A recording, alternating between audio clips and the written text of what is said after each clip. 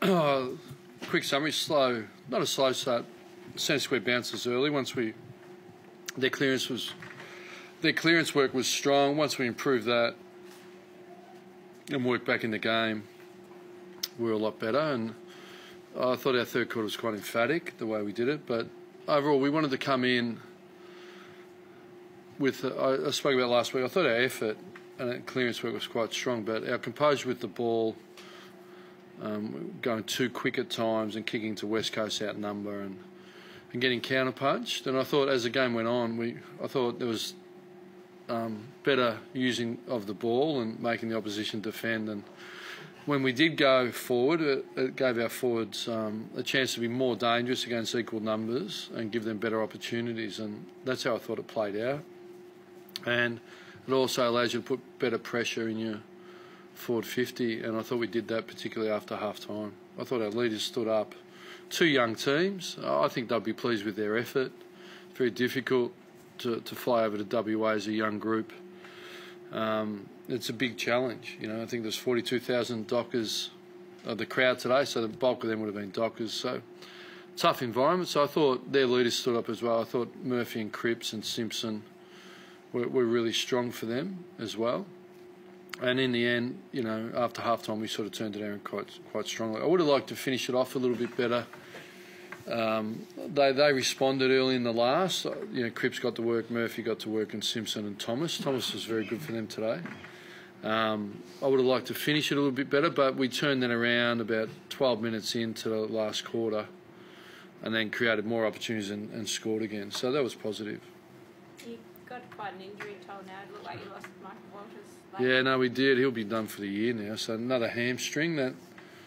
It's a big number now. I think we're looking at 14 or 15 players on our list. So it's a bit of a challenge, a fair bit of quality in there. I think they've got about the same number. But from our end, if you think Sandilands, Fife, Hill, Blakely, Brayshaw, obviously, and there's Griffin Logue hasn't played all year. There's more than we desire in there, but that's just.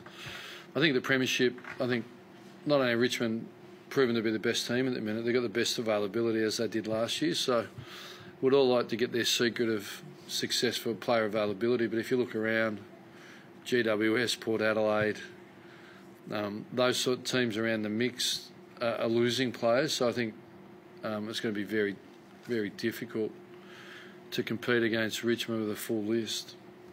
Bailey Banswood came out with that was more team balance. Yeah, that was team balance. That was a really difficult decision.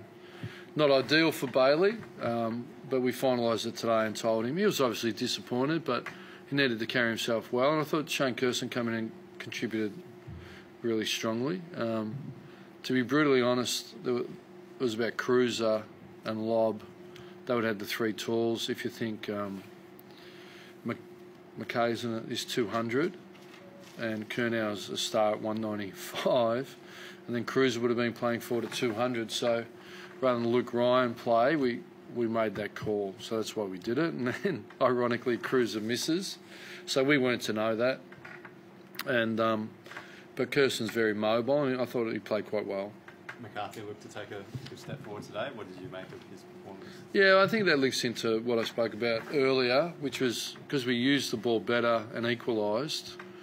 He's going to look a better player, but when you've got roll-off defenders who haven't got an opponent because they're sitting up in the midfield, it's very hard to judge your key forwards. You know, but I think Cox, McCarthy, and Taberner, you know, Dermot Brereton spoke pre-game about their year three, and bar Taberner, they're quite young, and he's really just coming to hand. So that's what our future looks like.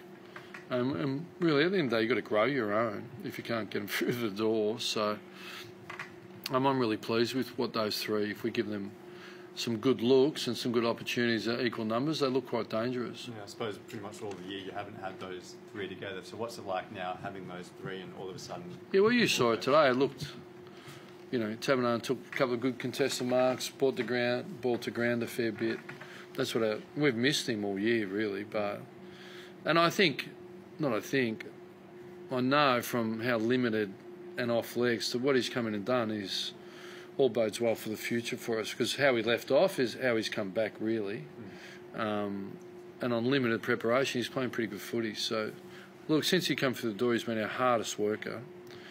And he had an opportunity to leave, but he loves the place, he loves Perth, and he's committed to us. So that's exciting as well. And Cox looks like he's got a lot of tools in the shed, but the goal kicking still seems to be one of his massive areas. Yeah, it hadn't been early in the year. We're complimenting him. So swings and roundabouts. He just needs to refocus. And you're right, I think he's kicked 2-3. One from the boundary where he should have passed it, but I think he missed a couple in the corridor. So I'm sure Brent Guerra's worked really well with him. So Brent would just refocus a little bit and do some extra work with him. Ross, this is your 8th win for the season. And you had 8 last year. What's the focus? I more enjoyed coaching when they were 16s and 19s and 20s. So, but we're not there yet. But we're a growth mindset club, not fixed mindset. We know if we keep putting in the effort and we desire and work hard to improve that we will. So we're not fixed. We know that, and it was really pleasing today. So I think, look, to get 8 wins in the context of how much younger we are, we're a lot younger again. I think we had 8 players played 20 games or less. So we're banging games into them, and you're seeing them gradually improve. You know, like, and Chera struggled a little bit today, but we know even today it's still good for him to play. So we need to keep growing. It's a long, drawn out process, but you got to keep practicing hard. So you're seeing the real progress from last year to this? In context of what you're talking about, the 8 wins, I'd rather have, and when we've won this year, we've won better. There's a lot of tight games, and we've won with a better method. But we need to do the quality sort of, we haven't been able to do that. So, but out of the last 3 weeks, there's some strong pointers at what we needed to improve, and I thought we tried hard to do that today. So just further on that, so the 8 wins this year is more significant than the 8 wins last year in terms of showing signs of progress? Well, no, but in the context of how young we are, we're young, but I think we're younger again. So it's more pleasing. And, you know, there's no Fife, there's no Hill, there's no Sandlands. And there's some, we're really glimpsing to what we look like. So they have to grow and stand up more. Fife's chances for next week? Slim. What do you want to get out of the last 2 games? Ross, you're playing quality teams, obviously, in both games. Identical. Bring the growth mindset, which starts in our next review, training, and you're right, there's a bigger challenge. Geelong, you know, I thought, I watched the second quarter in at the club, and Hawthorn had full control, and then you come back later and they're back in it. So, look, Chris Scott's a very good coach, tactically, clearly adjusted on the run. They play us, and then I think they maybe play Brisbane down there at home. So, you know, they'll mark in 2 wins against teams on the lower reaches of the ladder. So we need to go, and we competed really well last year down there, last kick of the game. And, you know, we need to go down there and compete strongly and try and improve our method, because it counts. We haven't shut up shop, but there's been good spirit all year. I asked for a passionate, committed performance, as last week was, and I thought we got that today.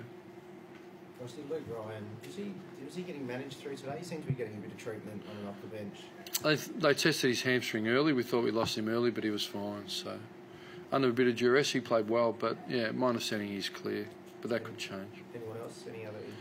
No, bar Walters, that's it. A couple of bruises, and that's about it.